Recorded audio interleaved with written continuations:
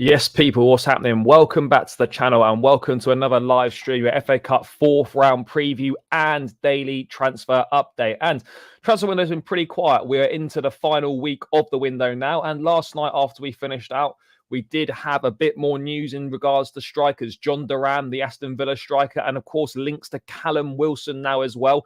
And a move for Karim Benzema, very unlikely due to Chelsea being put off by his wage demands. We've got loads and loads to go through, people. Obviously, Chelsea confident of keeping Conor Gallagher. Poch has been speaking on signing a striker. As I said, the news of Callum Wilson, the Jordan brand. We covered it yesterday. There's been a bit more news on that. They would apparently prefer us due to our greater recognition as a football brand and past success. But the key condition is to ensure we're playing in a European Cup competition next season. As I said, Jhon Duran stuff. We've got loads and loads to go through. A future of Amanda Broja as well. All the latest ahead of the FA Cup fourth round. Malagusto and Christopher Nkunku are back in team training for the reconditioning phase, whatever that means. They won't be available for this game, but Pochettino saying they might be available for the Liverpool game on Wednesday. So we're going to be without those two. Poch also speaking on Ben Chilwell, potentially unlikely to start this game, but will make an impact from the bench as well. So we're probably going to see Levi Colwill at left back again, while Axel Disasi is likely to continue at right back as well. So there's loads to get into. Let's say hello to a few people, guys, and then we're going to dive into this one. But yeah, make sure, as always, you smash the likes. We need to hit 50 likes minimum target first. If you've locked in now and you've not smashed the like button, make sure you do that now. And please subscribe to the channel as well if you are new around here. Remember, guys, if we hit 8,000 subscribers before the end of the window, we've got just over a week to do that. Then there will be a giveaway. So please do subscribe to the channel if you're new around here, get your friends, family, etc., all that good stuff. And if you want to become a channel member, hit the link in the description below. And of course, to guarantee that your comment gets read out, you can use the super chat function as well if you are feeling generous, people. But let's dive into it. Stuart, big up, clear like by this Jhon Duran. Cowboy proves like don't give a shit about winning trophies. Fair.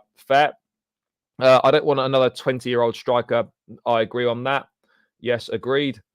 Agreed. Very glad Duran is injured. Mate, I wouldn't get too excited by that. It'd be the most Chelsea thing ever to sign an injured player.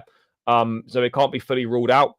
Yes, big up, Sun or River. I hope you're doing well, bro. I think we'll go for a loan spell like Ben. Mate, bro, I can tell you now, Benzema not happening. Benzema will not be a Chelsea player. And I'm so confident of it that I will, if he does sign, I'll go and get 9 Benzema on the back of one of my shirts from this season. You know, I will. I promise I will do that if he signs. This geezer's not coming. Probably someone's going to clip that now as well. Knowing Chelsea, they'll still, yeah, agreed.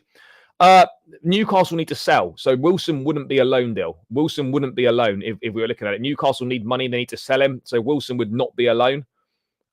He is injury prone. We're going to get into all that in a moment. Yes, Michael, big up. Hope you're doing well, brother. Yes, big up, bro. Sad what's happening. The only person who'd snap up Wilson, he did get 17 league goals last season, but bro, have you seen his injury record? The injury record is horrendous. Like if the guy is available to play, then yeah, he will finish some of those chances 100%. But I just can't trust his fitness. Cannot trust his fitness. We're going to get into Wilson. We will get into him. I see the owner still have an obsession on children. Predictable. Yeah, you could say that. Guys, keep running the likes. We've got 34 in the building already. Let's keep smashing this like button. Only 14 likes. Let's get this to 50 as quickly as possible, guys. But yeah, look, let's get into it. Let's get into this Jhon Duran stuff, by the way. Jhon Duran, 20-year-old striker from Aston Villa. Now, obviously, let's take it back a little bit. There's been subsequent news that he is injured, but Matt Law reporting Nathan Gissing actually with the first call on this, credit to him, about 8 or 9 days ago. And Matt Law following it up last night. Fabrizio's on it now. Chelsea are considering a potential move for Jhon Duran from Aston Villa. No decision made yet. Internal talks taking place on the next steps. It will also be based on Broja's future. There's direct contact scheduled to decide on Duran and Broja as well. So we had that come out obviously last night. Subsequently, you know, the timeline's gone into a bit of a meltdown, rightfully so. I think the move makes literally 0 sense. The geezer's cup tied for both cups. Plus he's now injured. So you think a move would be unlikely for him. But at the same time, you look at it and you think, well, maybe that really put Chelsea off. If there's like financial advantage to be gained and there's profit to be put on the books, then I don't know. I don't know if it. I don't know if it would be. You know, I done a preview with an Aston Villa fan. Big up to Luke from Up the Villa podcast. We discussed Duran in depth. That'll be dropping after this stream. That'll be live on the. That'll be dropping on the channel. The video, a little match preview with him. So make sure you check that out for a bit more of a lowdown on Duran and the Aston Villa perspective. But look, obviously, this maybe seems unlikely to happen now, but it's clear in my mind. This is purely. This is the model right now, and it's flawed, and it will have to change. You know what we're essentially doing here. I'm not saying we're going to sign Duran, but if he wasn't injured, I think we probably would have done. You know, it's buying players with an unknown quality and upside to sell players, you know, of a similar stature for a little bit more, so it counts as profit on the books. And this, for me, is nothing more than just cycles of it's player trading. It's like top trumps. You're trading cards for better ones, like. Effectively, this would be Jhon Duran coming in at the expense of Amanda Broja. And obviously, selling Broja is infinitely more profitable this year. And Duran's book value will probably be 5 or so million over the next 6 years. So its profit is on the books. Flaw is there's a qualitative difference between the players. And unless the ownership argue we've upgraded across the pitch, which it doesn't seem like, then you're trading quality for unknowns. And for me, what I would say right now is this is why we need an actual director of football, because at the moment, it looks like we've got a bunch of talent ID guys, a bunch of scouts acting as directors. And it really shows with the sort of names that we're being linked with. And I think the age profile being anything but the biggest thing I think we've got here is right, with the squad makeup as well, is that the age profile is not staggered at all. And that is the most problematic part. Also, what I don't like is all players needing development minutes. You know, that's not going to work. And then financially, Broja doesn't need to play from a financial perspective because he's not cost anything. But Jackson would, Osimhen would, Duran if he came in would, and the same with Lavia, you know, Ugachukwu, Santos, Enzo Caicedo. They need to play. They need to play. So, you know, it's. I just don't understand this. The move literally makes zero sense whatsoever. For me, it'd be purely financially driven. Do they think Duran's going to be better than Broja? Maybe they do. Maybe some metrics on the data might show that. But right now, like the only reason you would be doing this is for financial reasons. You know, what is the point in putting, you know, look, Duran, if he came, clearly won't replace the signing of a top-class striker in the summer. But as I said, the fact that we're basically swapping him with Broja doesn't make sense. Like, what's telling us that putting faith and time into Duran is more worth it than putting faith and time into Broja? For what it's worth, you know, I don't really rate Broja that much, but you know, what's telling us that putting time into Duran is going to be more worthwhile than putting time into Broja? It's not making sense to me. It really isn't adding up. It's not adding up to me. It's not making sense. I don't understand it. If I'm being totally honest, I don't get it. But do you know what? It is what it is at the end of the day. You know, Chelsea clearly have got some sort of idea. They clearly like to be smart with the books and the finances and the ways that we're kind of doing things. But look, the only thing I can think of is the same reason, you know, that we swapped Chalobah for Disasi, FFP, sell for pure profit, register the new guy's fee over 5 years. And then with a cap on the years, it does. Look, obviously, now that there's a cap on the years, you can only spread it over 5 years. It becomes tougher. And then you might have to spread Osimhen's 120 or whatever over 5 years.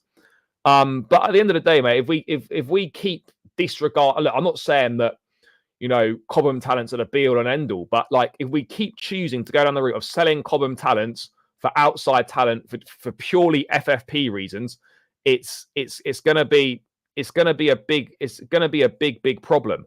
It's going to be a big problem. But yeah, the Duran thing is just really strange.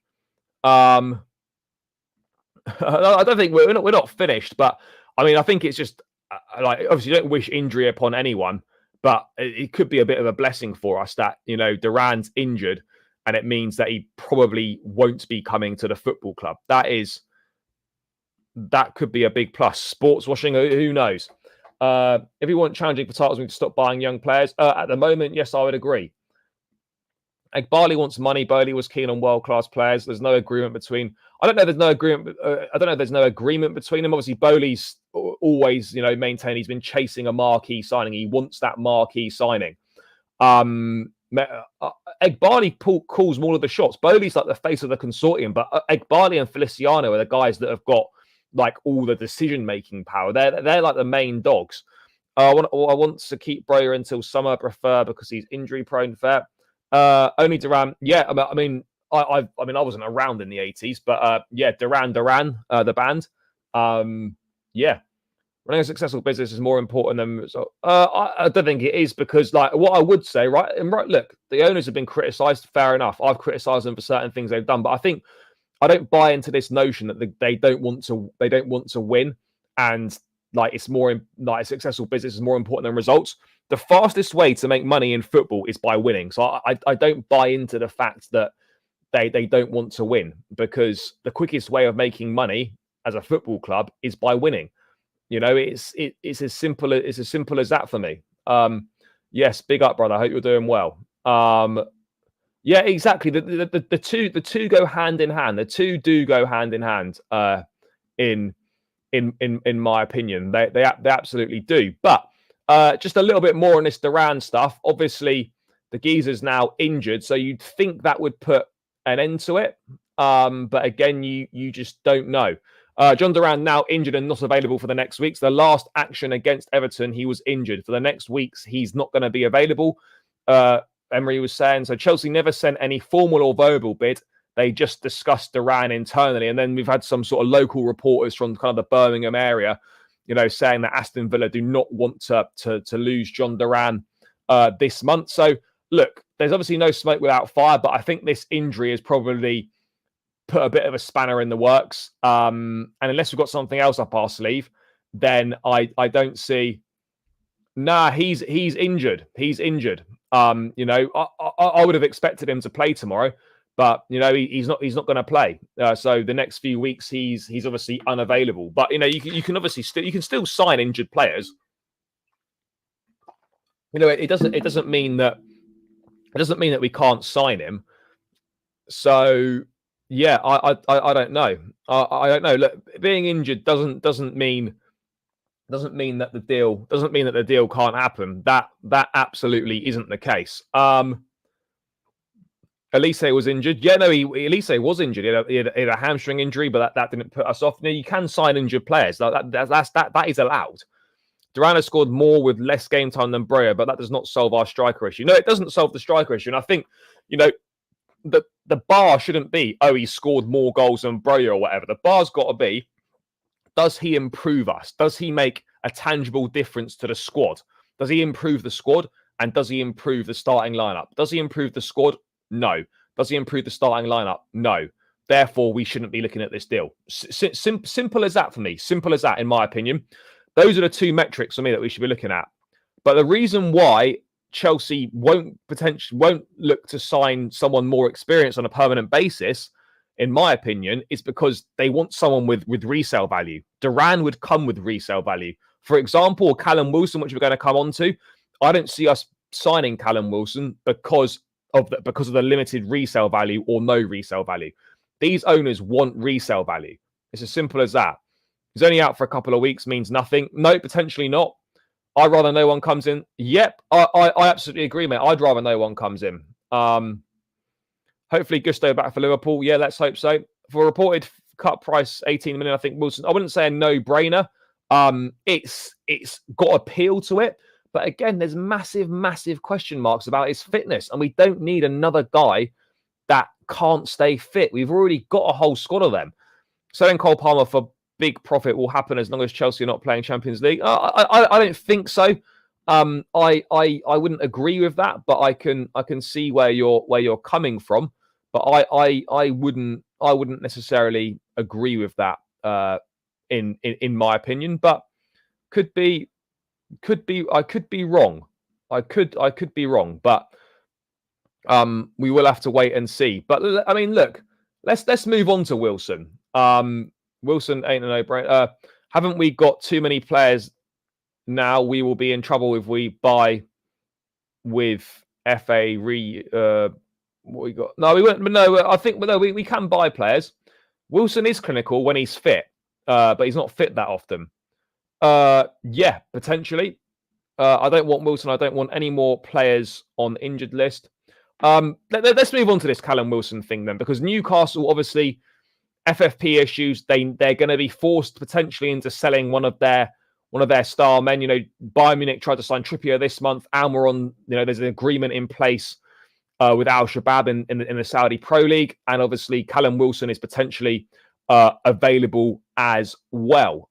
Is this it here? No, this one. No, this one. This one. So Newcastle could sell Callum Wilson for just £18 million in the final week of the January transfer window, with Chelsea, Arsenal, and United all alerted to his availability. Now, look, Callum Wilson has scored. I think someone in the chat earlier said Callum Wilson has scored 17 Premier League goals, which is not bad at all. Not bad at all. I mean, let's see what this article's saying. Newcastle could sell Callum Wilson for just £18 million in the final week of the window, with Chelsea, Arsenal, United all alerted to his availability. All three clubs want to sign a striker, and a proven Premier League goalscorer has now come onto the market. Newcastle need to raise money to ensure they stay in line with Premier League profit and sustainability rules after spending around $400 million since they were taken over by Saudi. Wilson has scored 46 goals in 102 games for Newcastle and is a sellable asset, and his availability could provide an intriguing story in the final week of what has been a quiet January window. Trippier, we know that. Wilson could provide a short-term solution for Chelsea, Arsenal, and United, who have all been considering their options as they bid to boost their firepower. The 31-year-old has scored a total of 86 goals in 215 Premier League appearances. He previously held talks with Atletico Madrid, but he does not want to risk moving abroad to be back up to Morata as he targets a place in the England squad for Euro 2024. AC Milan have also been linked with a move for the striker. Chelsea and Manamana Bro are available for sale as they weigh up their forward options. Yet we know that. So, look, Wilson is going to be on the market. Now, what do I think of Callum Wilson? I think decent player. My main problem, right, is his fitness issues. His fitness is going to be a big problem. Do I think he could do a job for us? Absolutely. Does he get in the way of an elite level striker? No. Does he block the development of Nicholas Jackson? No, not. I don't necessarily think he does. With more games, we're going to need more players next season.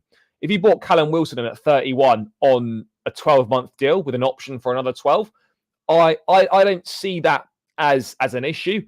I would probably say it could be worth the gamble. I think it's relatively low risk, but at the same time, I can also see that you sign him and he's just going to be injured. Let me bring his injury record up, because the injury record is a concern.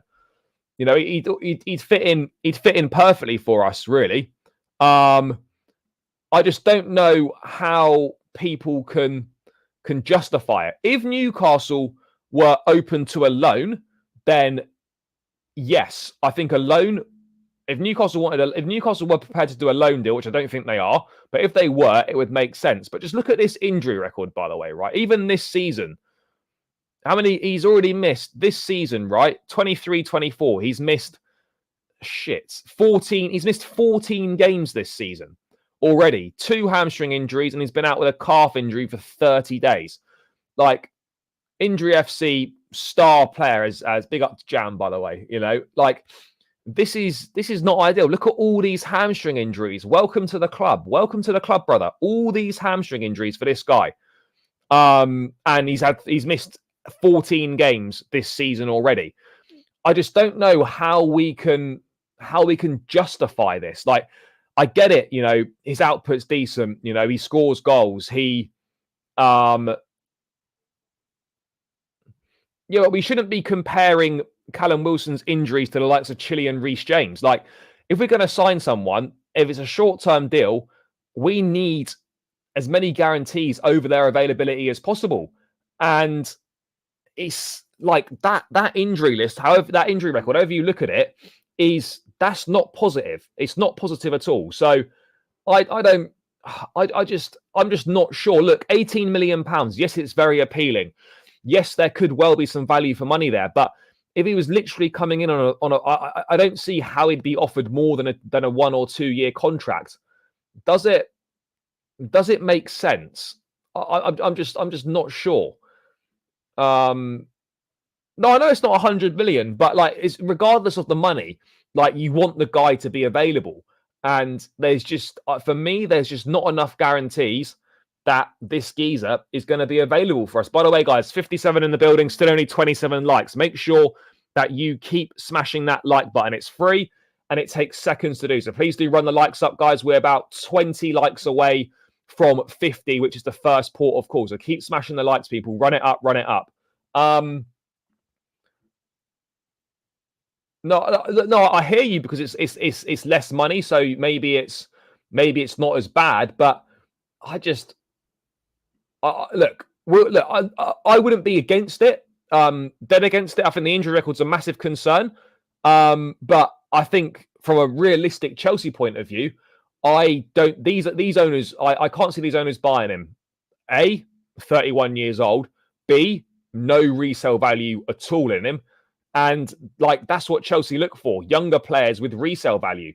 It probably is worth the gamble. I would tend to agree that, you know, it probably is worth the gamble despite this ridiculous injury record. But at the same time, I don't see how the football club go into a situation where they sign Callum Wilson permanently. I just don't see it for those reasons that I've given. Short-term 6-month loan deal, yeah, potentially, but Newcastle aren't going to be looking for a loan. You know, he's not going to be looking for a loan. Simply not good enough loan or buy. Wilson isn't. I think Wilson's all right. I think it's better than nothing done this window. Yeah, potentially. Look, to be real, I as I said a week or so ago, I think only one player is going to come in this window. One, if we get any, if any at all. You know, I just don't see it as I just don't see it likely us getting a lot of players. To be honest, I don't see any deal signed this January. If we wanted to sign anyone, why are we waiting until transfer window closed? No deal will be. Yeah, I don't think we get anyone. I see a reasoning, brother. You know, I hear it. It's the ideal short-term signing. It makes more sense than Benzema purely for financial reasons. The Benzema deal is a joke to try and get done. There's no denying that. He's too old anyway for the owners. It's better we trust our players and give them time to gel together next season. Yeah. Chelsea only buy players to resell them. Yeah, look, Chelsea are buying players that have got resale value, you know, or have the potential to have resale value. Look, we obviously will sign some experienced players. But yeah, look, generally speaking, the bulk of the stuff is going to be resale value players. We ain't paying over 30 plus million, only 18 million. That's basically loan. That fee is, yeah, look, if we're 18 million pounds, I wouldn't say no to it, but you know, I am aware that, you know, this is unlikely to happen. Yeah, I think he has got better.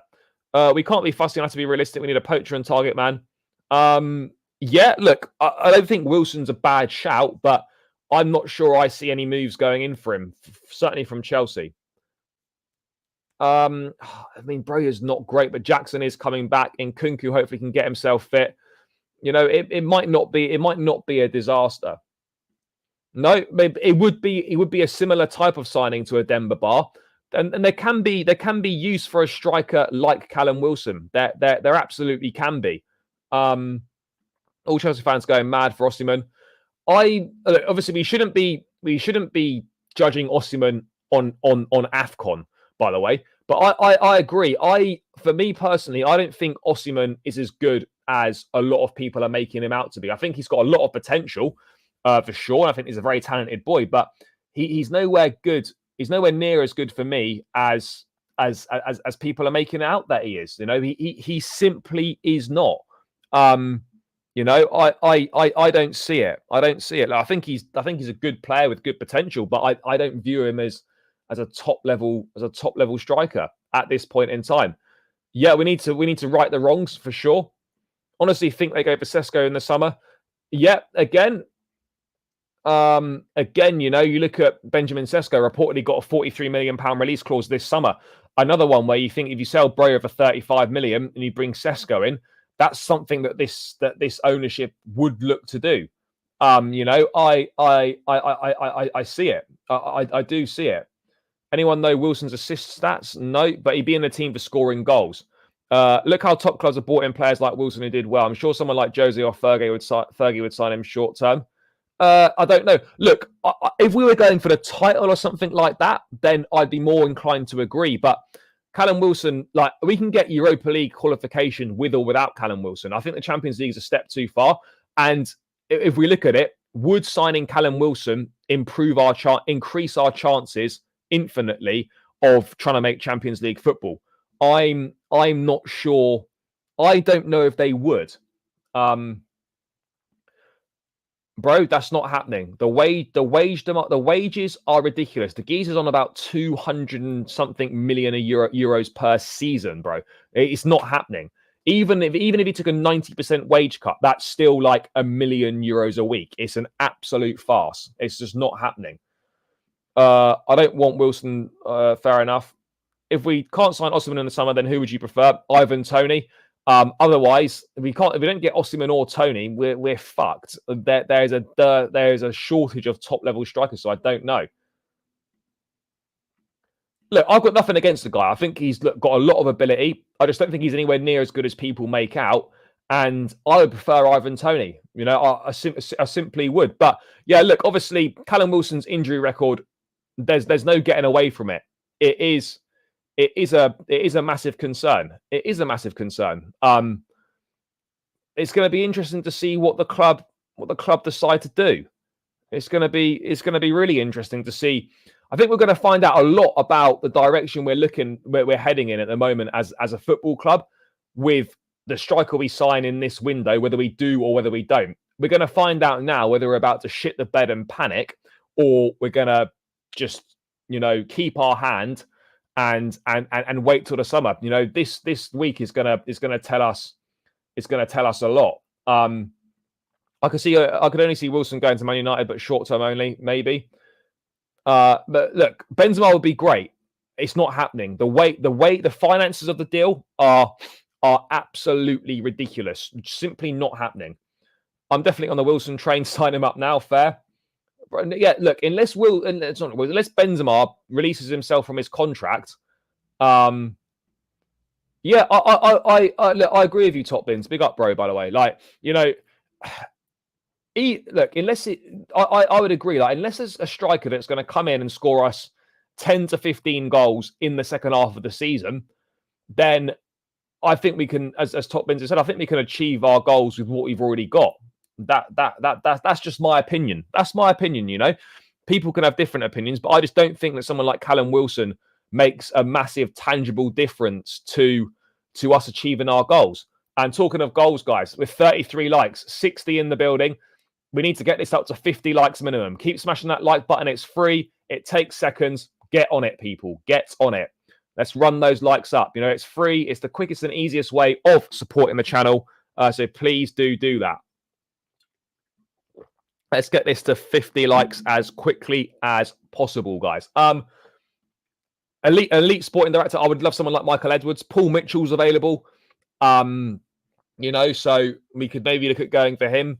I know we've tried with Michael Edwards in the past. He wanted a sabbatical, and then he set up his own sort of firm at the moment. I think we have maybe been using it. I don't know for certain.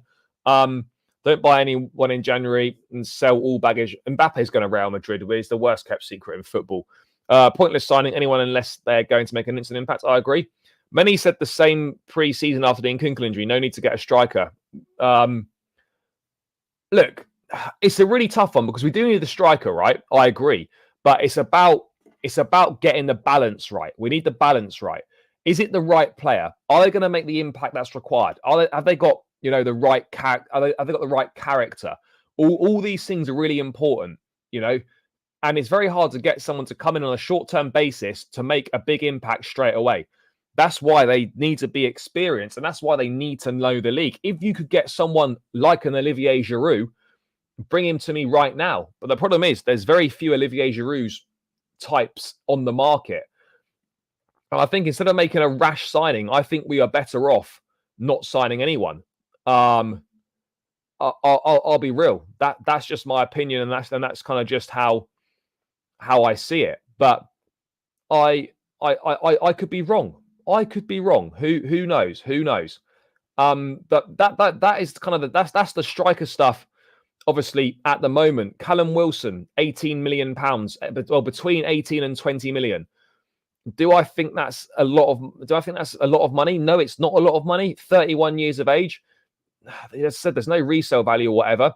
But Poch was speaking in the pre-match press conference today on signing a striker, and he was saying too many rumours, player in, player out. At the moment, nothing to say. We work really hard about different things in different areas. We will communicate if something happens. No, we are not desperate to sign anyone. Desperate to win the title, not to sign players. I'm happy with the squad. The last week is the most action, and we need to be ready for anything that can happen in the squad. So, yeah, of course, there's definite possibilities. I just look at it. I just think it's the wrong age profile for Chelsea. It really is. A loan move would make sense, but other than that, I could see him going to a West Ham or something like that potentially. Yeah, this. I mean, Wilson. Let's have a look at this. Right. Let's bring some Callum Wilson stats up on the screen. Am I still sharing? Let me get rid of this. Let's just have a look at some Wilson stats quickly, guys, because I know there's a few people wanted to see a few Callum Wilson stats and that. So non-penalty XG in the Premier League since last season. So playing 360 plus minutes. Callum Wilson is averaging 0.86 goals per 90 and 0.72 non-penalty XG per 90 since the start of last season. Erling Haaland is the only player with 360 plus minutes that can beat both tallies. Okay, look, that's not bad. XG 0.72 per 90. Goals scored 0.86 goals per 90 minutes. That's good. That is good. There's no denying that's good. My big problem is his fitness. Like I don't doubt him as a finisher, as a goal scorer, as someone that can come in and make a short-term impact. My big problem is, right, if we were to sign him, how realistically, how much are we going to get out of Callum Wilson? I don't see us getting much use out of him. I just can't seem to shake that injury record. Maybe it is a gamble worth taking. Guys, we're still on 34 likes. Come on, people. I don't want to keep banging on about it, but I'm going to have to because the likes aren't going up. And the likes need to go up, guys. The likes need to go up. It's free and it takes seconds. I'm not asking for any money. I'm just asking for you to hit that like button. We're on 34 likes. We need 16 more to hit the 50 mark. So come on, guys. There's plenty of you in it. Make sure that you are smashing that like button. It's free and it takes seconds. What are we saying? No one wants to buy in January. Well, A, overpricing, yes. And also B, I think a lot of teams are very, very close to FFP issues. Very, very close. So that they don't want to be reckless with their spending. Every signing's a risk. Every signing to a degree is a risk. I do absolutely agree with what you're saying. To a degree, every signing is a risk, but there are some signings that are less risky than others. I just think at his age, I'm just not sure if it's the right thing, in my opinion. Guys, we are 3 subscribers away from 7,650. Let's get these. Let's try and chalk these last 3 subscribers off if we can. 7,647. Guys, if there's 3 of you in and that haven't smashed that subscribe button, make sure you do. We're climbing towards 8K. We need to get there as quickly as possible, people. All depends if Broja goes. Again, it depends what happens to Amanda Broja, because at the moment, if Broja stays or no offers come for Broja, then I don't see anyone coming in. But if Broja leaves, then obviously someone is going to have to come in. It's as simple as that. It almost it will be. Artem Dovbik's doing well, but he's already played for 2 teams this season, so he won't be coming. The earliest a move for Dovbik could happen is the summer.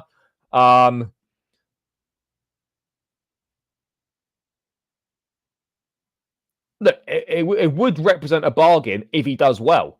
But if he comes in at his age 31, he's injured the whole time and he barely plays, that's not a bargain. So, yeah, look, I think on the balance of things, despite his injury record, I would say that for me personally, I probably wouldn't go for it, but I can understand why people think it would be worth the risk. I do understand that. I do fully appreciate that. But yeah, he's got good non-pen. He's got good XG stats and all that shit. It's interesting. He is clinical. There's no denying that Callum Wilson is clinical. You know, it's a competitive price. It absolutely is. Let's bring this up, right? Let's compare Callum Wilson to Nicholas Jackson per 90 minutes in the Premier League this season. There's also got Rasmus Højlund and Gabriel Jesus. But if we're looking at Jackson here, these are stats per 90 in the Premier League this season. So he's got less offsides than Jackson, 0.9 goals per 90 compared to Jackson's 0.5, 0.7 non-penalty goals to Jackson's 0.5, 25.93 conversion rate to Jackson's not. Look, Wilson in the stats does do better than Jackson on all metrics. Same on the assists. Chances created, he's better. 1.2 compared to 0.7 Jackson. Successful layoffs, he's just ahead. Take-ons completed, Jackson is up. He's committed less fouls. He's won more aerial duels and he's won more ground duels. Yeah, Jackson. Look, Wilson is half decent. I will give you that. For me personally, I can't see past the injury issues, and for a 31-year-old that is not going to be, wouldn't be coming in on a majorly long-term deal. In my opinion, it's not making sense. It isn't making sense. Yeah, Broja has picked up a few injuries as well. That much is absolutely clear. He has picked up a few injuries. There's no denying that. But yeah, let's wait and see. Let's get rid of this Callum Wilson stuff. Guys, there's 77 in the building, by the way. Big up to everyone that's locked in on this Thursday night. Only 44 likes. Come on, guys. We need to get this to 50, and we need to get this as close to 100 likes as we possibly can. So let's get this moving, people. Do your thing, guys. Do your thing. Let's stick in with strikers. Obviously, Amanda Broja, the future of him is uncertain. Whether an offer comes in or not remains to be seen. It's gonna be an interesting one. It is gonna be an interesting one. And with Wilson, as I said, good. He seems to spend every two or three games, you're going to find him in the fucking injury room. Well, the last thing we need is more people on the fucking injury table. It's the last thing that we need. We just don't need it at all. It's as simple as that, in my view. But let's briefly talk about the future of where is it now? This one here. David Ornstein talking in his athletic Q&A that he does on a weekly basis. Showing a bit of light on Conor Gallagher. Chelsea are extremely fond of Gallagher as a player and character. He's an important part of Pochettino's plans, but we know there are other factors involved. So let's see how the next week pans out. The departure of Amanda Broja is more likely. Look, I fully expect Conor Gallagher to stay, but it's the last week of the transfer window. It's Chelsea. It's Bowley and Clearlake. We know the situation with how they view Gallagher, etc. I wouldn't rule out maybe a team putting a bid in. Whether Gallagher wants to leave or not, we know he doesn't, but I wouldn't rule out some form of bid being placed. I really wouldn't. I think there's every chance that a bid does get put in. 18 million 2-year deal. Yeah, I'd look at it more of a 1+1, but yeah. It probably is on the balance of it, maybe just worth it. Just pick Wilson, fair. Santiago Jimenez, final in the summer, selling club. I don't know. I really don't know. But Jimenez to me looks like looks like the sort of guy that would be an Atletico Madrid player, someone that's got Atletico Madrid just written all over them. But you never know. I don't see how anyone wants to pay or price tag watching our games. No official offers have gone in for Duran yet. If someone offers 45 mil, he's gone. It's not as simple as that though, because okay, the club might accept that offer, but Gallagher's got to want to move as well, and we know that he doesn't want to leave. He's got a contract at the club, and he's well within his rights to not leave. I can't see the owners changing the goalposts for anyone. No, maybe not. I don't see how anyone pays our price tag for Broja. No, they're not going to. They're not. But I'm wondering whether the 50 million valuation is like, actually, we know we're not going to get that. But if we say 50, then we can negotiate actually at what we want, and we can come to an agreement at like 35. And I think that's more likely. But yeah, I mean, Amanda Broja is an interesting one. He's had opportunities. Yes, he probably deserves a few more, but when you watch a play, you just know that he's not really it. I just get that with Broja. I just don't see him as that guy. I really don't. But who knows? Who knows? It's a really tough one. I'm not a huge fan of him. But I also feel like it would be tough. Apparently Wolves have paused their move for Broja as they seek to stay within the PL spending regulations. Apparently, it's according to Mail Sport, there was a deal to discuss loan with an obligation of 30 million. I just think Broja lacks ability. He's got strengths. You can play on those strengths as much as you want, but for me, the reality is he's just not that good. That for me is as simple as that. He just isn't that good. So yeah, I don't know. I'm really unsure on. Look, there's a market for Broja, the likes of your West Hams, your Wolves, your Fulhams, etc.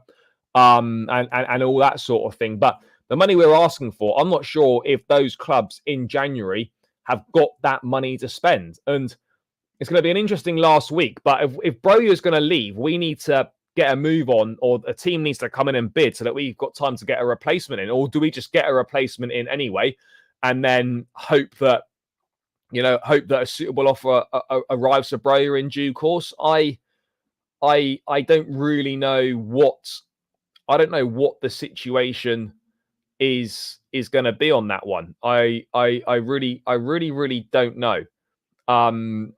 It's going to be an interesting one. That much is clear. Yes, big up, brother. All good, mate. Just not going to happen. Not going to happen this window. Dovbik's already played for 2 clubs this season. You can't play for more than 2 clubs in one season. So the earliest Dovbik could make any move anywhere is the summer. So yeah, that would be ruled out. Next Wednesday will be a day to the day since we signed Enzo Fernandez. Yeah, it'll be a year to the day. Yeah, mad. Broja's too erratic. Yeah, but he is still young. Boniface will stay at Leverkusen for another season. I agree. Maybe look. This next level of striker down, your Sesco's, your Bonifaces, your Santiago Jimenez's, like that kind of striker. There are a few of those available, but in terms of out and out killers at the top level that we need, there's very few available. And it's Osimhen or it's Ivan Toney, or you're shopping in the next bracket down. And we don't want to be shopping in the next bracket down. We need to be shopping at the top table. That much is simple. That much is simple. In my opinion, next level down, Sesco, £43 million release clause. Victor Boniface, for me, needs another season in Germany. Santiago Jimenez could well be ready for the move, but is he someone that moves the needle? The fact that there's no difference in age profile with all these players that we're adding to the squad, that for me is not helpful. Harry Kane is not leaving Bayern Munich in the summer. I just don't know. The fact that Osimhen's been openly speaking about his future as well is an interesting one, isn't it? He's already said he's made up his mind and he knows what he's doing. So let's wait and see if he really does know what he's doing. He's come out and said he knows what he's doing, and it's going to be revealed at the end of the season. who knows where he could be going? If I was Osimhen, unless I genuinely want to play for Chelsea, why would I be choosing Chelsea over, say, I don't know, a Real Madrid or a PSG or whoever it might be? There just doesn't seem to be any logical reasons behind that. There really doesn't. There really doesn't. But a striker thing is going to be interesting, people. I'm going to be interested to see what develops in this last week, because there's some. I've just got a feeling that something might happen, and I understand why we're reluctant to sign Benzema, because the finances are ridiculous. I don't blame the club for that in any way whatsoever, because the finances for that deal are outrageous. Like, it is absolutely ridiculous. We're not going for Tony or Osimhen, just can't see it. Oh, we're going to have to. Well, who are we going for? I think it's clear that Osimhen is obviously a top target this summer. I've made it clear many times that I would obviously prefer the tried and tested Ivan Toney. But look, we're going to have to wait and see what the club does. It's been a very, very quiet transfer window. There's literally been, from day to day, there's hardly been anything happening whatsoever. I think most likely, but in the off chance that they don't, or he decides to renew in Paris for whatever reason, or he decides to go elsewhere, which I can't really see, then obviously Madrid are looking for a centre forward. They don't have one. The wages on at Saudi are ridiculous, and they'd expect a lot of that to be covered, and we simply can't afford that. It's as simple as that. Osimhen will join PSG. I reckon it's Mbappe's replacement. Yeah, maybe. Although they've got Callum Wilson, they've got Gonzalo Ramos. I'm not sure. But it is going to be an interesting one. But let's move away from transfers, guys, because there's not too much more to cover on transfers. And let's talk about the Jordan thing quickly. I know we covered the Jordan thing yesterday, but there's been a little bit.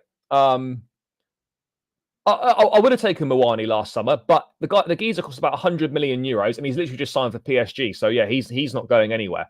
Just wanted to very briefly, guys, add a bit more meat to the bones on this Nike Jordan thing in Chelsea.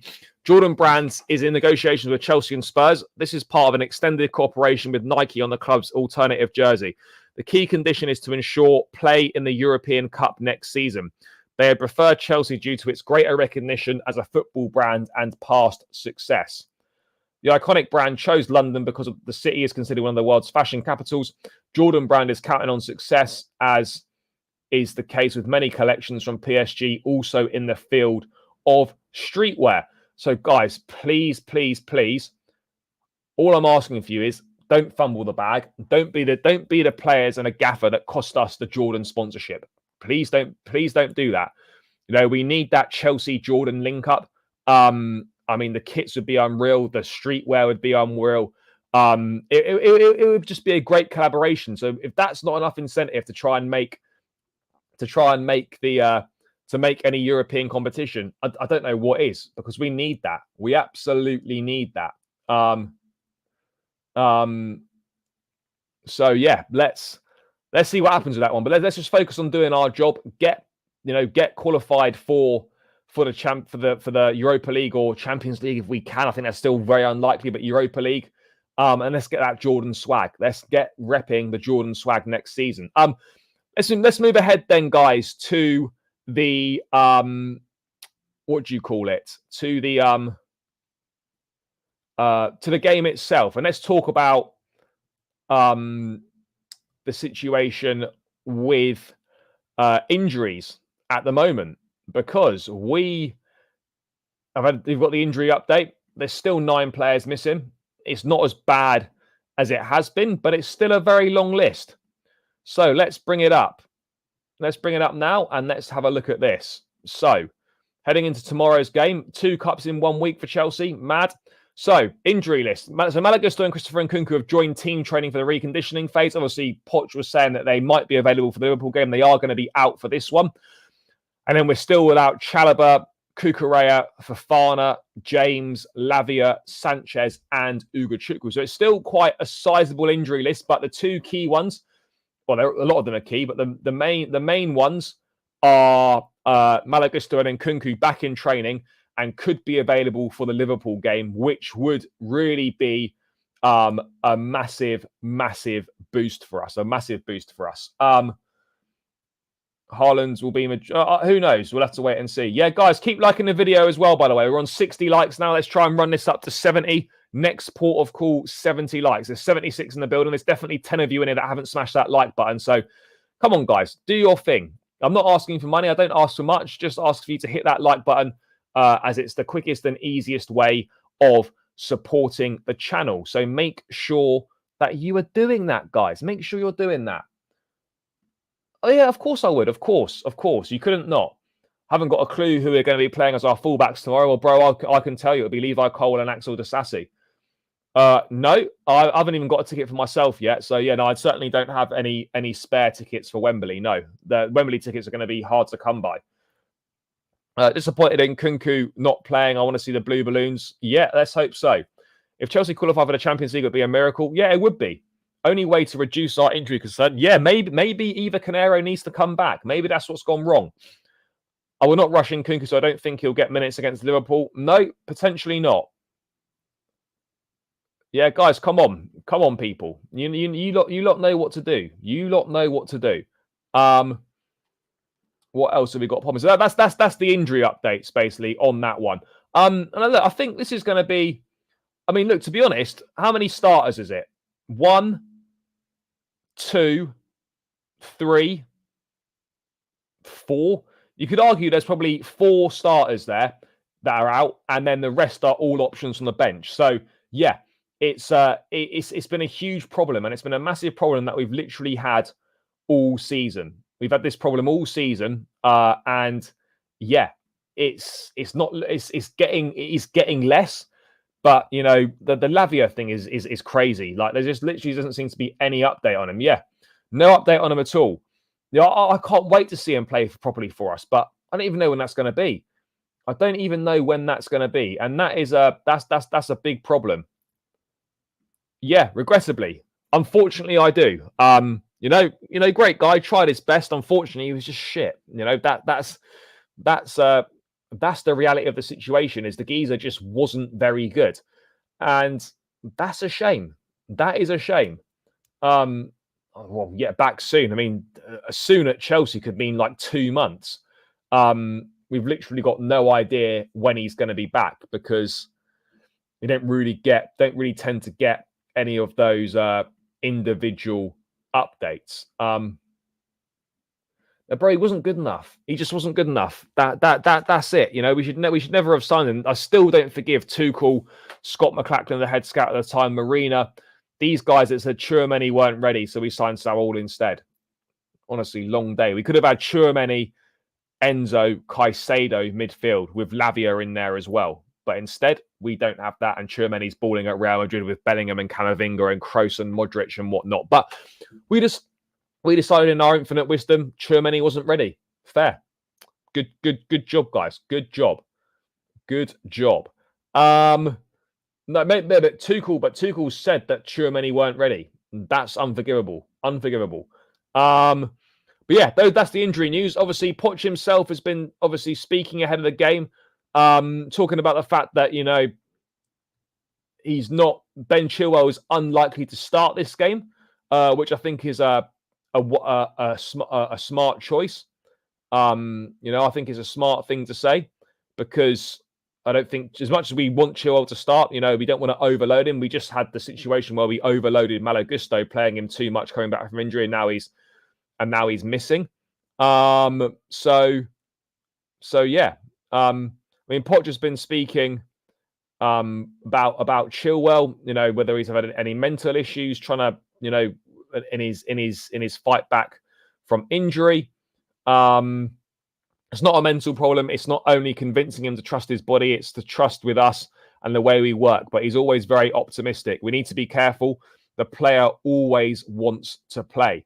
And that is the thing. You know, a player is always going to want to play. Always going to want to play.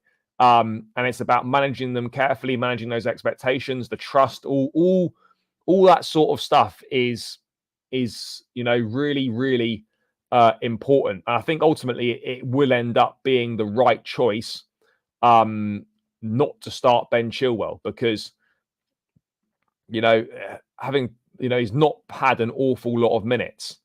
He's not had an awful lot of minutes. He needs those minutes to build himself back up. And yeah, that is the starting him might be worthwhile, but it's not, if that makes sense. It just isn't. It's not worth it in the long run, because we start him again and we overuse him. That is an issue. That is an issue in itself. But yeah, I was looking for something and I've just completely forgotten what I was looking for, guys. We've done that earlier, the Broja stuff. Wolves have paused their pursuit of Amanda Broja. I think it's going to be a draw, to be perfectly honest. But I'm going to get into that in a second. I'm just seeing if Poch has had anything else to say in the presser. I think what's interesting from the press conference, having scanned through the quotes earlier, is his emphasizing that how important it is taking every precaution and assessment on Chilwell's fitness seriously, and if the support staff raise concerns, then he's only going to be on the bench. So it's good. That is good that we're doing that, because in years gone by we would have just chucked him in. We would have just completely and utterly chucked him in. Do you know what is mad though? We're heading into this game, guys. We've won 7 of our last matches. We're in a cup final. We're 4 points off 6th place, and we've got a shot at getting into the 5th round of the FA Cup tomorrow. And it feels like, from what people say, everything's going really shit. We are slowly improving. We are, all right, we're not where we want to be. But when you say that, it's not that bad, guys. It's not that bad. It really isn't. Hold on. I'm going to get in. I've done that. Chilwell should come off the bench for 20 minutes, really. Yeah, I would agree. The people know what to do, but they won't hit the like button. Let me remind you. Yeah, exactly. Guys, come on. Come on, people. What are we on? 63. Let's get this to 70 if we can. If we can get it to 70, that would be greatly appreciated. Let's smash that to 70 likes. Come on, guys. Light work. I don't know. I don't know him, so I've got no idea. Maybe he's deleted it and maybe he's not doing it anymore. I'm not sure. I'll probably give him 15, 20 minutes and then start him against Liverpool. For me, it would have to be Petrovic. Yeah, you do go in Europa League if you win it. We're doing far better than last season. I've doubled our goal tally almost already. We're missing so many players. Yeah, I think we are moving in a positive direction. We're getting wins now. I'm happy. Absolutely agreed, bro. I don't know how good a tactician Tuchel actually is, to be perfectly honest. He done well for us. Obviously fantastic in the cup competitions, but league form was dire. League form was poor under Tuchel. Yeah, it is much tougher opposition tomorrow, and it's going to be interesting to see how far we've come since that game in September when we lost to Villa. Can we put up a decent performance against them? I think we can. A replay is the last thing both sides probably want, and this is obviously going to be more important for us, purely based on the fact that this and the Carabao are the only thing we're playing for. Villa are playing to qualify for the Champions League. They're playing for the Conference League. Yes, of course they'll want to go through, but I think it's probably means a little bit less for them than it does for us at this point in time. I think that much is abundantly clear. We need to get revenge. Even at PSG, the signings Tuchel made were good and terrible at the same time. Yeah, look, you're not going to get every signing right. You're not going to get every signing right. That's just how it goes, unfortunately. You won't get every signing right. I think we can beat Villa tomorrow. And I think the Villa lineup will tell you how seriously they're taking this competition. So, yeah, let's wait and see. What else have we got going on here? Yeah, look, I've always said, I've been asked this question a few times. If we could only win one of these 2 matches this week, I was taking getting to the final over this one. I'd sacrifice the FA Cup for getting to the Carabao Cup final. Absolutely. Yes, big up, brother. Thank you for the support. Yeah, the Bridge is starting to become a fortress again. Unbeaten in our last 9 there. 8 wins and a draw if you count the Newcastle game. Do you remember Swansea City in the Premier League? I do, and I'd meet you and stuff. Yeah, no problem with that. I'd like to visit the Liberty Stadium. Why not? We were Dar in the league. TT's a cup manager. You know, he is. He is. Why does some of our fan base still think we have Terry, Lampard, Drogba still playing for Chelsea? Yeah, no, I hear you. Yeah, I think it's possible. I think 5th is possible. Look, to be honest, I think we're going to finish somewhere between 5th and 7th. That would be my prediction as to where we're going to finish. I trust this club. We will beat Villa. Hopefully, definitely have a chance tomorrow. Yeah, absolutely. And with us having Villa have had a week off. We've had a couple of days to prepare. So yeah, obviously they're going to be fresher than us. But let's wait and see what happens. But guys, I'm going to move into the starting lineup for the game. The midfield battle, as always, is going to be key. McGinn, Tielemans, Kamara, Douglas Luiz up against the likes of Enzo, Caicedo, maybe Gallagher. You know, that midfield battle is going to be very interesting. But guys, I'm going to get the team. I'm going to put my team up now. This is what I would be going with. This is what I would like to see. Sorry. Yeah, please do get involved in the chat. Let me know your thoughts. As always, run the likes up, subscribe if you're new around here and all that good stuff. We're still waiting to see whether top 5 is going to qualify for Champions League. We've not heard that yet. I think we should find out shortly. I would be. I just think it's a little bit of a way off for us, but I think anywhere between 5th and 7th is likely to be where we end up. That's my personal view on it. Cole at left back, it will be, unfortunately. I think it's the right thing to do as well. We don't want to overload Chile with too many minutes, then he gets injured again. We can't be doing stupid things like that. Obviously Petrovic is going to continue in goal. Sanchez is still not ready. And Petrovic has been doing a really good job. So long may that continue. Right back, after a brilliant game in midweek against Borough, obviously James injured, and so is obviously Gusto not ready to return.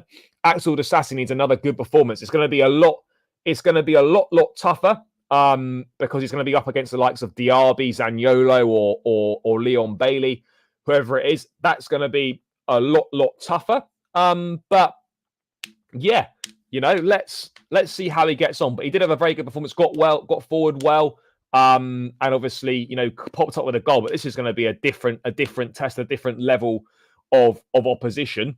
But the Disasi will obviously stick at right back. You know, with Chile, I think, going to be on the bench, that means that it's going to be Thiago Silva in the middle for me with Badiashile. Badiashile's not played much, you know. I don't. You know, when he has played, he's made a lot of mistakes this season. I don't know how much I'm not sure how much Pochettino actually rates Badiashile. I'll be real. I don't know how much he rates him. Yeah, bro, I was at the game, and yeah, they did dominate the midfield. They dominated the midfield battle. 57's not bad. Would take that. I would as well. I think we beat Villa. Fair enough. If we finish 6th or 7th, yeah, it'd be much better than last season for sure. But yeah, and then obviously Levi Colwell at left back. Look, having Colwell and Disasi as the left backs, as the full backs is. Look, it's not an ideal situation. Let's be brutally honest. It really isn't ideal, but it's the hand that we've been dealt, and we are going to have to deal with it. We're going to have to deal with it. There's not going to be much of an attacking outlet from the fullback positions, and we're just going to have to hope that the attacking players can kind of get the job done, because these fullbacks aren't going to be contributing an awful lot. That much is absolutely clear. And I think there will be some rotation tomorrow. I think there has to be, you know, given our injury issues, given the fact that how easily players seem to get injured at this football club. You know, look, whilst I'd love there to not be any changes, I think it's clear that, you know, there absolutely will be some changes. Guys, we're 2 likes from 70. Run it up. Come on, people. So that's the team that I'd go with there. Obviously, Conor Gallagher didn't start in the week. If it's Poch, I think he probably does come back in. But for me, I would probably leave him on the bench. I think, again, I would go with the Enzo and Caicedo. I wonder if Poch might be tempted to rest one of the two. I'm not sure. And you see Gallagher in the pivot, maybe. That's definitely a possibility. I'm not sure for certain. So we've got Enzo and Caicedo in the middle there for me. We saw Madueke come off the bench and make a good impact. Mudryk had a poor game against Borough. He's not been pictured in training today. And that doesn't mean that he's injured or doesn't mean that he's not trained. Maybe it could simply mean that he just hasn't been, he's just not been pictured, which is a possibility. Not everyone gets pictured. So maybe he's not been pictured. But let's wait and see. Chilwell, that left back for the Liverpool game, Gusto right back for that game. Yeah, potentially. Do Enzo and Caicedo need rest for the... No, I don't think so. They're playing Friday, Saturday, Sunday, Monday, Tuesday. It's like 4 days. I think that's more than enough time to cover.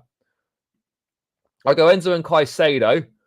And then, for me, I think Madueke needs to come in because I think he did well when he came off the bench. And I think he deserves to start in this game, in my opinion. I would be starting him. So I'd be going Madueke. Bear with me, people. I know Chukwuemeka is still coming back from injury. I'd be tempted to start Carney in the 10.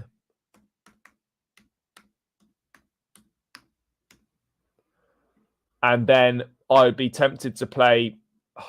For me, I would then go Mudryk on this side. I just think he needs minutes and continuity. And I'd have Palmer as a false 9 because I don't think Broja's done that well. And Palmer, false 9, Villa's high line. I know that's a little bit out there, and it's a little bit left field, and it's a little bit like, some of you lot might be scratching your head, but I actually don't think that's horrendous. Could it be too soon to start Chukwuemeka? Maybe it could be. In which case I would just put Gallagher in there. Sterling, is played. He obviously came off in the week. He probably will start, but I think for me, I think there's definitely a chance with the false 9. I think there's definitely a chance that the false 9 does get played. I'm not saying it's definitely going to happen, but I think it could be certainly one worth experimenting with. I mean, what are you saying? Palmer rest, fair. I would definitely start Carney in this game, but I just couldn't risk it with him just coming back. He should get at least 30 to 40 minutes. Yeah, no, look, I think I think we could play him for. I think we could play him for a half. I think you could definitely play him for a half. Yeah, no, I don't think that's going to happen. I don't think it's going to happen now that he's injured. But disagree. Fair, very good team. Just Carney's too soon. Fair enough. You put Palmer in the 10. Weird playing Broja, given in 6 months' time he'll be sold for pure profit, which is a weird achievement. Wigan in Europa League whilst in the Championship, or Birmingham in the Europa League after they got relegated to the Championship. Well, it's the same thing, isn't it? If we get elite strikers, where would you play Nkunku and Cole Palmer? Nkunku 10, Palmer on the right. That's what I'd be doing. But that's the team that I'd go with. Obviously, if Chukwuemeka doesn't start, which he probably won't, but I'd like to see him start, then you go Palmer in the 10. And I think you obviously, maybe Sterling plays on the left. Gallagher probably will come back in, but, it's interesting that in a big cup semi-final that he decided not to go with Gallagher, but Gallagher made an impression from the bench, grabbed 2 assists and showed that, he absolutely can be a useful squad player. Absolutely can be a useful squad player. There's no denying that whatsoever, that Conor Gallagher can be a useful squad player. But yeah, let's wait and see. Guys, we're still 3 subscribers short of 7,650. If you're tuned in now, you're not subscribed, please do smash that subscribe button. It's free, it takes seconds, and it really, really, really helps me out more than you could imagine, people. More than you could imagine. But yeah, we're on 70 likes now. Let's get this to 80 likes before I round this one out. But that's the team that I'd go with. I think, I don't see Poch going with the exact same. I think the midfield and the back 5 will be the same. Madueke and Palmer, I think, will both start. I don't see Mudryk starting. Chukwuemeka probably won't start. But look, I think, this is more important for us than it is for Aston Villa.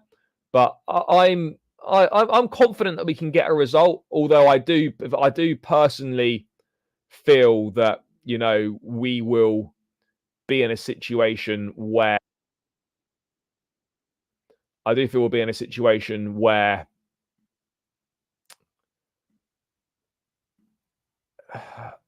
he won't be starting.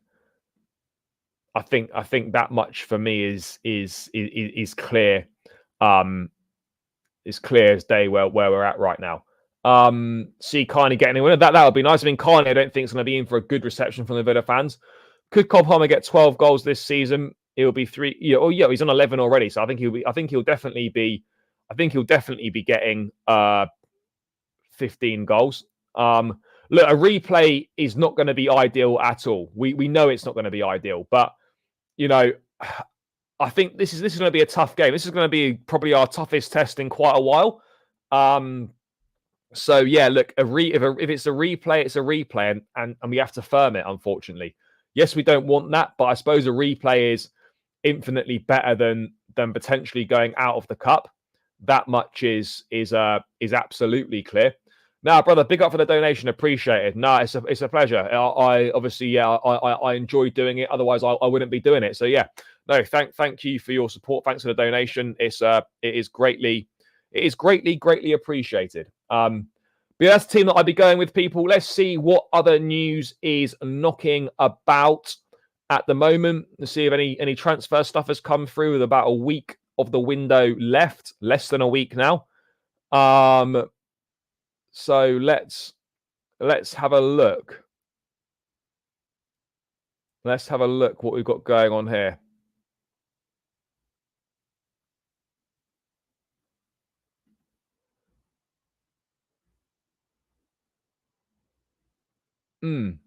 Let's have a quick look at this, right, from the gaffer. That's the team that I'd go with. Favorite Chelsea YouTube can keep. No, appreciate it, mate. Appreciate it. There's loads of great Chelsea content creators out there. But yeah, no, big up for the support. Stats say we're on the up. Yeah, we are on the up. We are on the up. Let me just bring this up now. That's the team that I would be going with. Let me just bring this up quickly. Is that it? So Poch as Chelsea manager so far, 28 matches we've had in all comps, 15 wins, 4 draws, 9 losses, 7 wins and 3 losses in the last 10 games in all comps. I don't think that's that bad. Look, it depends what what your expectations were at the start of the season. I don't think we're doing that badly under Poch. I really don't think we are. Yes, people are always going to want more, but I think he's done well. I think he's done well. I'll be real. I think Poch has done pretty well considering the circumstances. Yes, there's been frustrating things and things that he's got wrong, but I actually think he's done well. When you look at the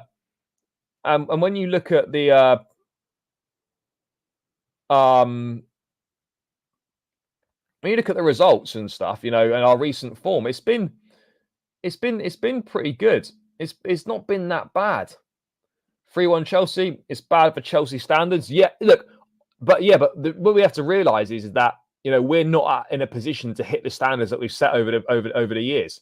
We're simply not. We're building towards something new. I don't think he's done that badly. Does he need to improve? Absolutely, yes. That ain't bad at all. It's a massive improvement. Yeah, it is an improvement. Replays in this day and age is just criminal. Yeah, it's only for the 3rd and 4th rounds though, and then it's gone. At the end of the season, would you give Pochettino a new contract? Possibly. I don't know. I'll have a look. I'll get to that in a sec. I agree with you. Yeah. For me, score prediction 2-1. What did you make of Poch's comments regarding fans not being as loud? Yeah, I think the crowd in general does support him, but the crowd at the Bridge has been poor for quite a while. The atmosphere is not great. It's really not. But it's the way. If you keep getting results and keep winning, then that's the quickest way to improve the atmosphere. We're just 2 losses away from a crisis meeting again. Well, even one loss at Chelsea, and it seems to be like full-blown crisis. That's just kind of the reality that we seem to be in at the moment. For me, Wigan in Europa League is a weird achievement. Yeah. If he wins this cup, 3-1 Chelsea. Big rumours regarding Wilson from Newcastle. It wouldn't be awful, but I don't think it's his injury record puts me off big time. Didn't used to call it a library. Yeah, that happens. Anywhere that's quiet sometimes, it just that chant just comes out. I'm going to get to that. Do you think we beat Liverpool next week? No, I'll be honest. I don't think we do beat Liverpool. If Poch had a whole fit squad, we would judge him fairly. Now he needs time. I agree. Not confident Liverpool away. We get to Liverpool away. Let's have a look at this news about Amanda. More news about Amanda Broja then, or is it just kind of from before? Maybe if it's new, then have a look. But I don't think it is new. No, I don't think it is new. I think I've already seen that.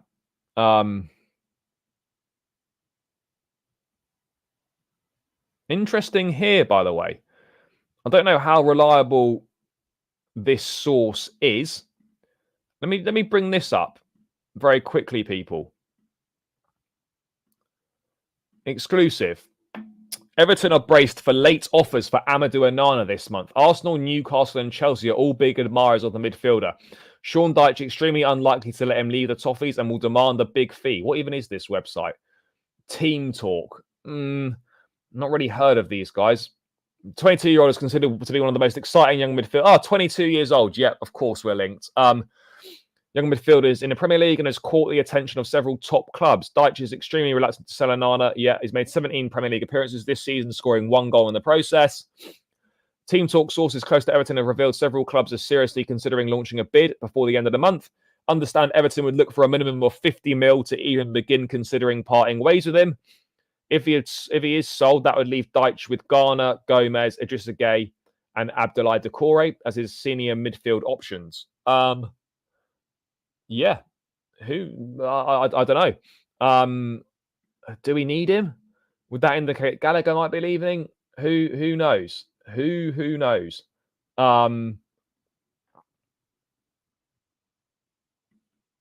We need top director. Look at what Ineos did at United, best in class. Yeah, look, we need a sporting director. I absolutely agree. We need a sporting director. There's no denying that we need a sporting director. I think that much is clear. I think that much is absolutely fair. Guys, we're 5 likes away from 80. Keep smashing the like button. It's free and it takes seconds. Please keep doing that. Don't need him. Liverpool won't have Salah, and I don't think they'll have Trent Alexander-Arnold either, but, you know, they can get the job done without those players. Don't want Onana, good player, but not the guy we need. Yeah, I've been through that. Yeah, I'm not surprised. I'm not surprised at all. I wouldn't be surprised if Broja went on loan with an obligation, potentially, somewhere. We don't need any more midfielders. Question is, if you don't give Pochettino a new contract, then who would you choose as the next manager? Yeah, no, I hear you. But ultimately, you know, he's still got a year left on his contract after this season. You don't have to offer him a new contract halfway through. You can offer him a new contract towards the end of next season if necessary.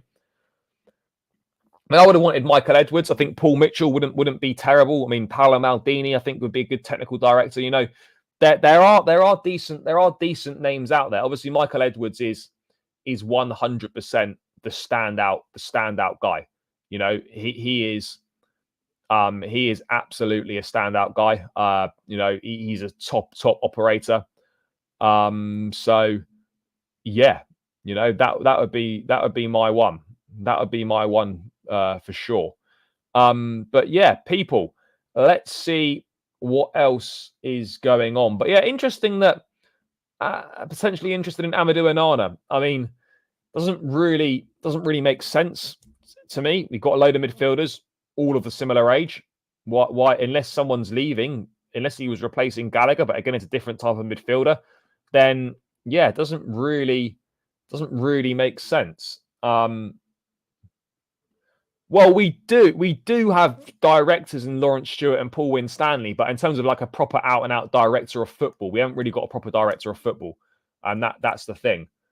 Doesn't make any sense. He's injured now anyway, so I don't see it happening, and I think it would be purely if he did sign and Broja went, it's purely financially driven. That is the reality of that situation. There's no denying it. Vivell was here, but he left because I don't think his input and his advice was being listened to, or he felt it wasn't.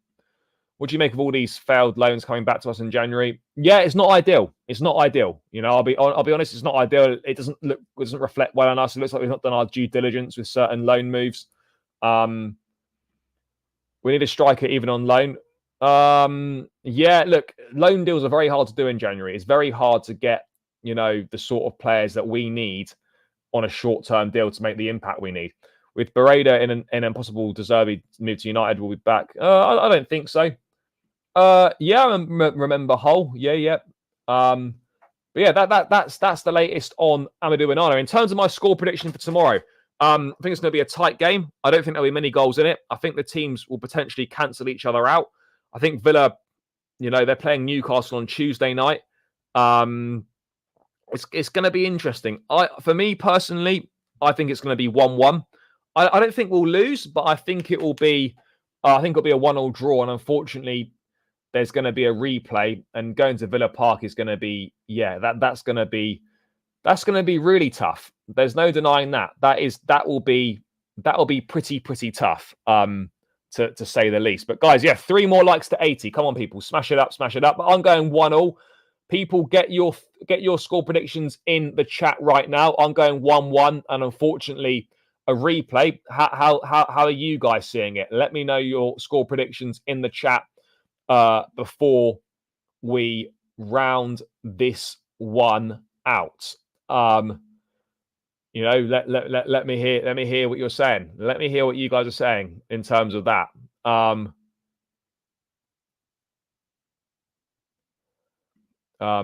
Let's have a look. Let's bring this quickly up as well. Let's have a look. What else have we got popping off here? Including 13-14 season Hull City are decent players. You know, that team was decent. They had Maguire, Robertson. If Poch failed for top 6, Alonso I don't think would do much at the moment. 3-1 us, 2-1 Chelsea, losing 2-1. I think Onana is liked by Poch because of height and strength in our midfield. 2-2, fair. 2-1. Dallas Knight, big up for the donation. Greatly appreciated, brother. Thank you. Money towards your Wembley ticket. Mate, thank you so much. Greatly appreciated. Thanks for your support. Big yourself up. Very grateful. Thank you, mate. What else have we got going on here? 4-1, 1-1 also, 2-1 Villa, 2-1, 3-1, 2-1, 2-1. We've got 2-0. They also had Yannick Sagbo and Tom Huddleston. They did. 1-0 Chelsea. Villa's high line. Sterling would thrive. I think Mudryk would thrive in a game like this. Bro, like if you're not a member or a season ticket holder, it's going to be a struggle. You're going to have to look at like resale sites, which you'll be paying well over the odds for it. What else am I? Oh yeah, I was about to bring something up about the Carabao Cup potentially being the kickoff time being moved. Exclusive Carabao Cup final kickoff time to be moved amid concern over clashes between Chelsea and Liverpool fans. Why are they moving the kickoff time? For fuck's sake. What's that about? Seriously.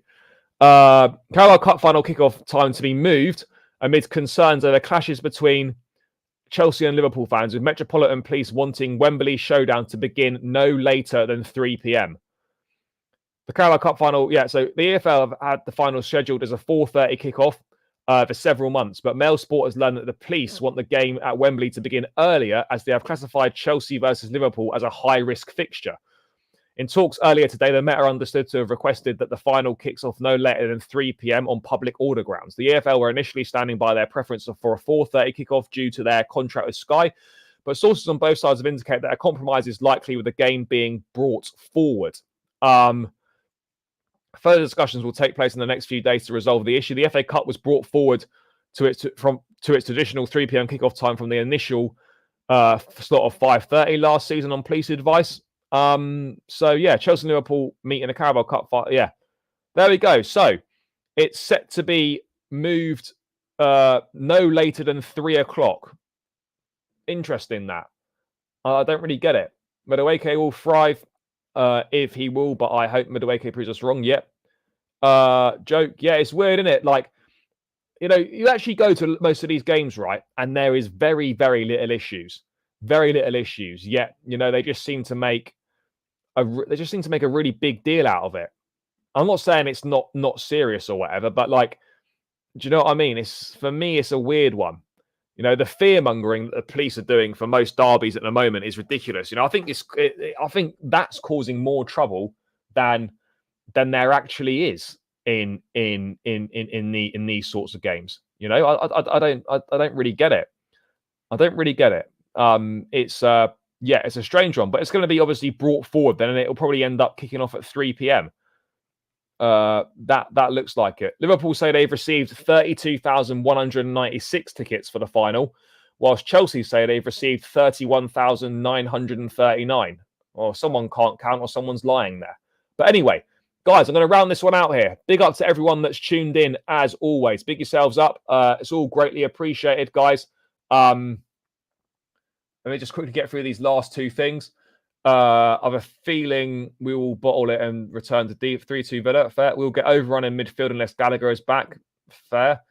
Please trying to get extra revenue because the government... Are you nervous about League Cup final? Yeah, but I'll worry about that nearer the time. If we lose to Liverpool in the final, it's going to be heartbreaking. If we win, we can get Conference League, which would be something. Yep. No, big up, brother. Appreciate you. But yeah, guys, I'm going to round this one out here. Chelsea, Villa tomorrow. Big game. Stamford Bridge under the lights. Place in the 5th round is up for grabs. So yeah, let's wait and see what happens. Guys, there'll be match day content coming. Match vlog dropping after the game or a match reaction, one of the two. I'll be on the mic doing the interviews, Chelsea Fan TV after the game tomorrow. Make sure you tune in for all that stuff as well. Aston Villa, I'll be at the game, yes. Aston Villa opposition preview with Luke from the Up the Villa podcast. We'll be dropping on the channel in 1 hour's time. Make sure you tune into that one. Thanks for your support as always, guys. It's greatly appreciated. Smash the likes on the way out. Subscribe to the channel if you're new around here. Enjoy the rest of your evening. I'll catch you guys tomorrow. Up the Chelsea. Love for the support. Peace out, people.